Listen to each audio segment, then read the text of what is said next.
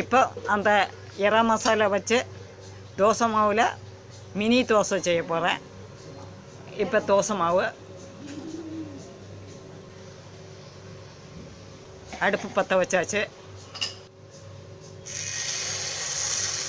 Mini தோசைக்கல்ல mini dosa ஊற்றிட்டு இருக்கேன்.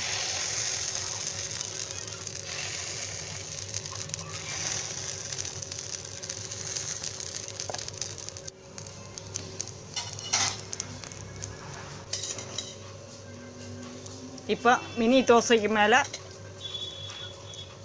எறா மசாலா ஸ்டப்பிங்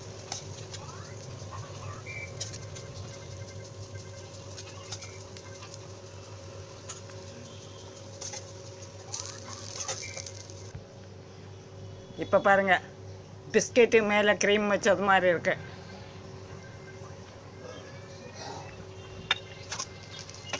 இப்போ அதை மூடி கொஞ்சம் வேக வைக்கலாம்.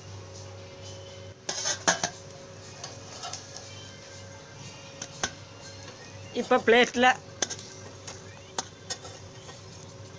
அந்த mini dosa stuffing mini dosa பிளேட்டில் எடுத்து வச்சாச்சு. ஈவினிங் ஸ்நாக்ஸ் எறா மசாலா மினி தோசை ரெடி.